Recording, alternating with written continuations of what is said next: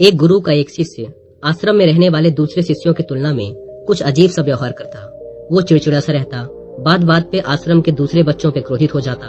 वो अक्सर सुबह दूसरे छात्रों की तुलना में देर से सोकर उठता, ना तो ठीक से ध्यान आदि करता और ना ही आश्रम के दूसरे बच्चों के साथ मिलजुल कर रहता। जब आश्रम के सारे बच्चे बैठकर आपस में मस्ती मजाक किया करते, तब वह कहीं दूर बैठकर कुछ सोचता रहता और अपने ही विचारों में खोया रहता। वह अक्सर आश्रम के कामों से बचने की कोशिश करता। किसी भी काम में उसका मन नहीं लगता था। वह हमेशा अपने ही विचारों में खोया रहता, जिसकी वजह से आश्रम के दूसरे छात्र उसे बिल्कुल भी पसंद नहीं करते थे और हमेशा ही उससे दूर रहने की कोशिश करते। गुरु उस शिष्य की मनोदशा को पहले ही भांप चुके थे। उन्हें मालूम था कि असल समस्या क्या है, इसलिए वो पिछले बहुत समय से उस शिष्य पर अपनी नजरें गड़ाए हुए थे। वो जानते तो सब कुछ थे, लेकिन कुछ बोल नहीं रहे थे, क्योंकि वो समझते थे कि अभी इससे कुछ बोलने का कोई मतलब नहीं, क्योंकि ये अभी मेरी बातों को समझने की मनस्थिति में नहीं है। इसलिए वो इंतजार कर रहे थे उस दिन का, जिस दिन शिष्य खुद अपनी समस्या को समझे और उनके पास इसका समाधान पूछने आए। और बहुत ही जल्द वो दिन भी आ गया, जब शिष्य को यह महसूस होने लगा कि उसके जीवन से रस खत्म होता जा रहा है। उसके जीवन में अब खुशी नाम की कोई चीज नहीं रही। वो किसी गलत रास्ते की तरफ बढ़ रहा है, जहाँ केवल अंधकार और अशांति है। और वो ये समझ चुका था कि ये समस्या उसके अंदर है, उसी के विचारों में है, लेकिन वो ये नहीं जान पा रहा था कि समस्या की असल जड़ क्या है। उसे इस समस्या से बाहर निकलने के लिए अपने अंदर क्या बदलाव करने होंगे। उसने बहुत सोचा, बहुत विचार किया, लेकिन उसे अपनी समस्या का कोई समाधान नहीं सूझा। फिर अंत में उसने अपने गुरु के पास जाने का निर्णय लिया। वह गुरु के पास गया और हाथ जोड़कर बोला, गुरुवर, मैं अपनी जिंदगी से तंग आ चुका हूँ। मुझे मेरे जीवन में कोई रस ही नहीं आता, जीवन का कोई सार ही नजर नहीं आता, मेरे जीवन का कोई लक्ष्य ही नहीं है।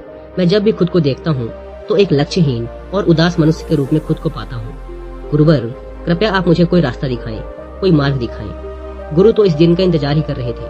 उन्होंने कहा, बेटे, तुमने अपनी समस्या को जाना और ये स्वीकारा कि समस्या तुम्हारे ही अंदर है। इसी के साथ तुमने समस्या की तरफ अपना पहला कदम बढ़ा लिया। इसके बाद गुरु ने गंभीर होकर कहा, बेटे, आज मैं तुम्हें 5 ऐसी आदतों के बारे में बताऊंगा जिन्हें तुम्हें आज से ही छोड़ने का प्रयास करना चाहिए, अन्यथा ये आदतें किसी की भी जिंदगी बर्बाद कर सकती हैं।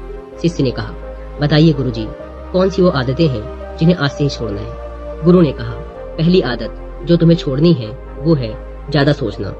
ज्यादा सोचना अपने लिए नई समस्याएं खड़ी करने की एक कला है। ज्यादा सोचने से तुम खुद को तो बर्बाद करते ही हो, साथ ही तुम उस हाथ आए मौके को भी बर्बाद कर देते हो जिसका सही उपयोग करके तुम अपनी जिंदगी बदल सकते थे। इसलिए ज्यादा सोचना केवल तुम्हारा वर्तमान ही नहीं बल्कि भविष्य भी खराब कर देता है। ज्यादा सोचने की वजह से हम आसपास की चीजों और परिस्थितियों को वैसे नहीं देख पाते जैसी वो असलियत में है, बल्कि हम उन्हें अपने हिसाब से तोड़ मरोड़ कर खुद के सामने पेश करते रहते हैं। ज्यादा सोचना मन में तनाव पैदा करता है। यह चीजों और स्थितियों को और भी ज्यादा बदतर बना देता है, समस्याओं को हमारे सामने और भी ज्यादा बढ़ा चढ़ा के दिखाता है। कई बार सबसे अच्छा काम जो हम कर सकते हैं वो ये है कि हम कुछ भी ना करें, बस खुद को शांत रखें। ज्यादा सोचना छोड़ो, क्योंकि तुम अपने आसपास की हर चीज को ठीक नहीं कर सकते। कभी भी सारी चीजें तुम्हारे हिसाब से नहीं चलने वाली। हमेशा ही कुछ चीजें या लोग तुम्हारे खिलाफ काम करेंगे, लेकिन तुम्हें उन्हें नजरअंदाज करना है, क्योंकि तुम सबको नहीं बदल सकते और ना ही सबको खुश कर सकते।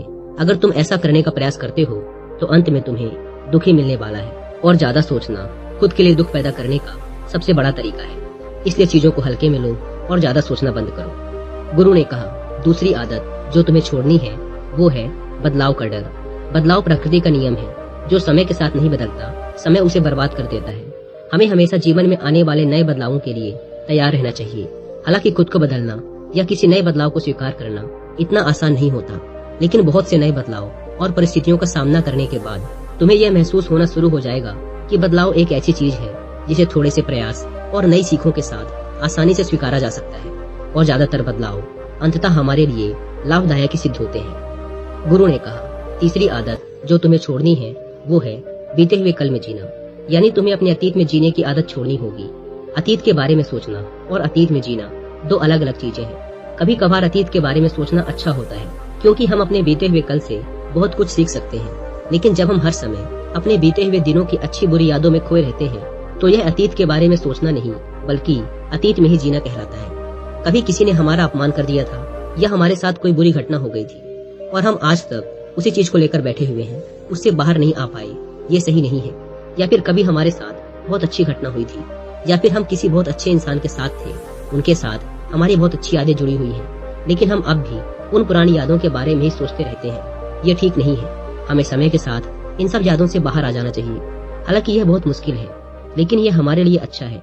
कभी कभी किसी इंसान के लिए अपने अतीत से बाहर आना बहुत मुश्किल होता है, क्योंकि उसके अतीत में बहुत अच्छी यादें होती हैं। वो अपनी अतीत की यादों के साथ बहुत खुश और आरामदायक महसूस करता है। लेकिन अतीत में जीना एक समस्या इसलिए है क्योंकि यह हमारा वर्तमान हमसे चुरा लेता है। आज में जीने की खुशी हमसे छीन लेता है और फिर ये हमारे वर्तमान को भी अपने में समाहित करके उसे भी हमारा अतीत बना देता है।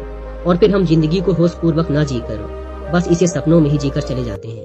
इसलिए बीते हुए कल में जीना बंद करो, वरना ये तुम्हारे वर्तमान और भविष्य दोनों को बर्बाद कर देगा। गुरु ने कहा, चौथी आदत जो तुम्हें छोड़नी है वो है दूसरों से खुद की तुलना करना या खुद को दूसरों से कम समझना। दूसरे इंसान से तुलना करके खुद को कम समझना छोड़ दो, क्योंकि ये तुलना तुम्हें जिंदगी में आगे नहीं बढ़ने देगी। जब हम किसी और से अपनी तुलना करके खुद को छोटा मानना शुरू कर देते हैं तो हम खुद अपने ही हाथों अपने आत्मविश्वास का गला घोट देते हैं, अपने आत्मसम्मान को कम कर देते हैं। फिर धीरे धीरे हमारे अंदर खुद के प्रति हीन भावना घर कर जाती है। फिर यही आत्मविश्वास की कमी हमारे बाहरी कामों पर भी दिखने लगती है, जो हमें असफलता की तरफ ढकेलती है। और फिर जीवन की ये असफलताएं हमारे मानसिक तनाव और चिंता का कारण बनती है। फिर हम असफलता और तनाव के इसी दुष्चक्र में फंसकर रह जाते हैं। सबसे पहले तो तुम ये समझो कि हर इंसान के जीवन की परिस्थिति और उसका अनुभव अलग अलग होता है। इसलिए इस दुनिया में हर इंसान अपने आप में अलग है। तुम भी अपने आप में सबसे अलग हो। तुम्हारे जैसा इस दुनिया में दूसरा और कोई नहीं है। तुम अपने आप में सर्वश्रेष्ठ हो।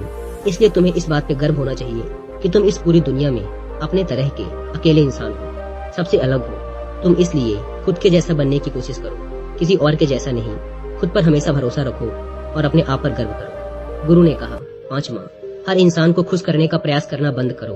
अगर तुम हर इंसान को खुश करने का प्रयास करते रहोगे तो एक इंसान जो हमेशा दुखी रहेगा वो तुम खुद हो। तुम चाहे कितना भी प्रयास कर लो, तुम सभी को खुश नहीं रख सकते। इसलिए हमेशा खुद की सुनो और अपने दिन को खूबसूरती से जियो। बनावटी इंसान मत बनो, क्योंकि बनावटी और दिखावा करने वाला इंसान हमेशा दुखी रहता है। जो व्यवहार तुम्हारे अंदर से आता है उसे आने दो, उसे बदलने की कोई जरूरत नहीं है किसी को खुश करने के लिए। पर इसका मतलब ये नहीं कि तुम किसी को अपशब्द कहो या उसका अपमान करो। बस तुम्हें बनावटी इंसान नहीं बनना और हर इंसान को खुश करने का प्रयास नहीं करना। तुम जो हो वही रहो, क्योंकि याद रहे तुम अपने आप में सबसे अलग और सर्वश्रेष्ठ हो। शिष्य को अपनी समस्या का समाधान मिल चुका था। उसने गुरु को वचन दिया कि वो आज से इन 5 आदतों को छोड़ने का पूरा प्रयास करेगा। उसने इन बातों के लिए गुरु का धन्यवाद किया और खुशी खुशी वहां से चला गया।